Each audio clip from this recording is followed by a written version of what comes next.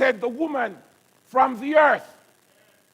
But had he done that, it would have been true origin. Had he done that, it would have shown total independence. But God didn't start from the beginning with the second creature. He started from where he left off. So he took the rib. And while the man slept, he formed the rib into another creature. And because Adam is the leader, that's why the songwriter says, this is a man's world. Let the rest of it stay. Because it's a man's world and Adam is in charge. Just as how Adam was the one naming everything on the earth. When God was finished with this creature, the Bible said God brought her to him. For him to give name. Now, I want you to understand the responsibility, the power, the authority that God has given to man. I heard one preacher said when Adam woke up from the sleep and he saw the beautiful specimen before him, he said, woo, woo, woo, woo.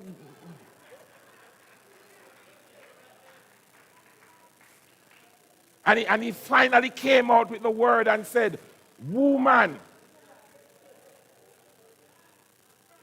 But that preacher is a female. So when Adam saw the person, Adam named her woman. It is said that the word woman means the one with the womb. Womb. Another preacher said when Adam saw her, Adam said,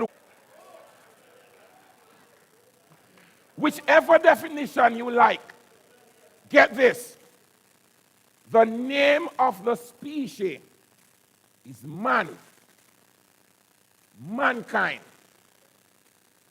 The woman came on the scene. Adam surnamed her. Her name is woman.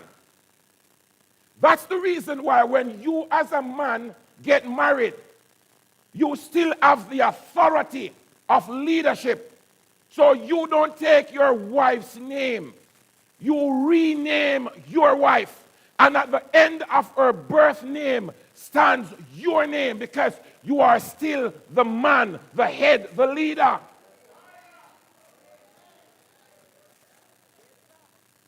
So at the end of woman is man. At the end of female is male. God has set it that way. So the Bible said, the man with the leadership and the authority, that man, when he gets the woman, he changed from just being a man, and he's now a husband, because he got married to that woman. Being a husband, you now have added responsibility.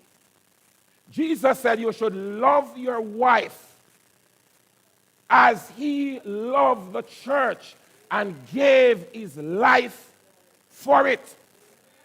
So man must love their wives and be willing to take a bullet for her.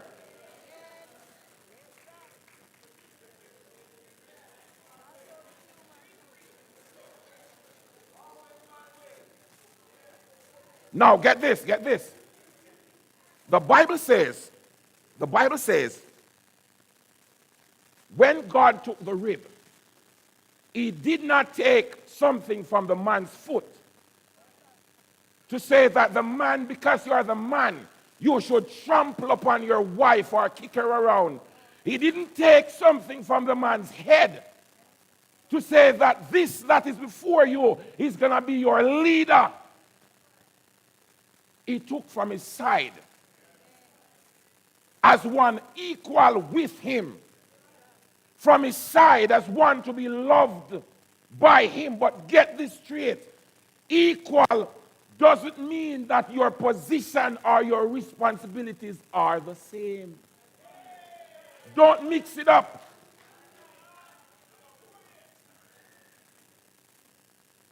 So the Bible said that when God created this man,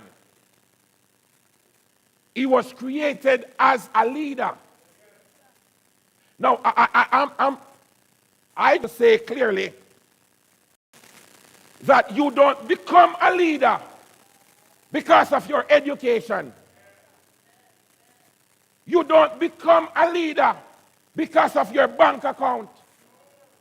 You don't become a leader because most of the asset in the house is in your name.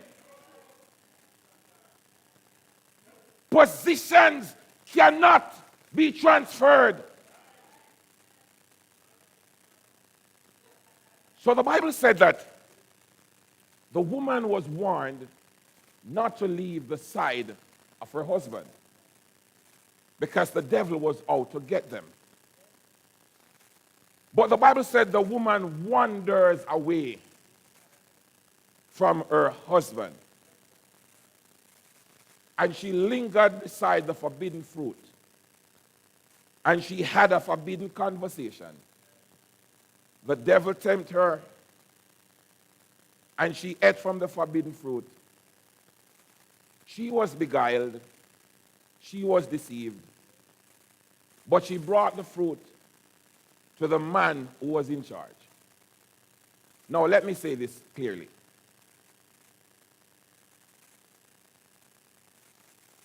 Sin could only enter the earth if the man sinned, because the man was in charge. God would have to work something else out if the woman sinned only. But he left the man in charge.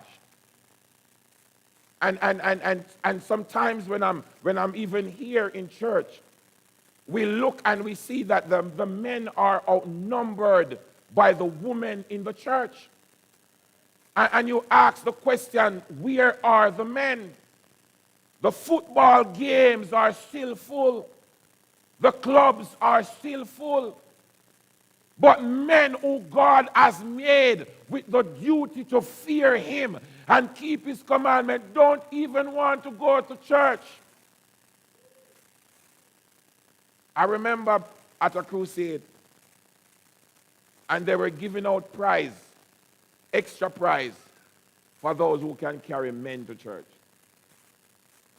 Because somehow men believe that going to church means weak. Somehow some men believe that if you tell your employer, hey, I can't come to work on Sabbath, I'm going to church, it means that you have succumbed. So the Bible said that Eve brought the forbidden fruit to her husband. Adam thought about it. Now, I want you to put yourself in Adam's situation. He was first lonely by himself, didn't have a companion. And now he knew very well that God had said, if you eat of this, you will die. Adam was looking at the fact that the woman that he loved so much is going to die. And the Bible said, Adam, partake of the fruit. I'm not sure, probably that's where it comes from. Until death do us part. So whatever she was going to suffer, Adam was willing to suffer the same. He ate the fruit. I'm talking about the husband. But the Bible said that after they sinned, God came walking in the midst of the garden. Am I talking to the church?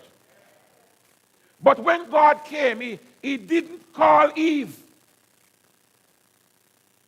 He called Adam. He said, Adam, where art thou? He couldn't call Eve because he didn't leave leadership and responsibility to the woman. So he called the man. And even today, God is still calling us as men. Where are you? Spiritually, where are you? Mentally, where are you, men? Adam said, well, I did hear your voice, and I hid myself because I was naked.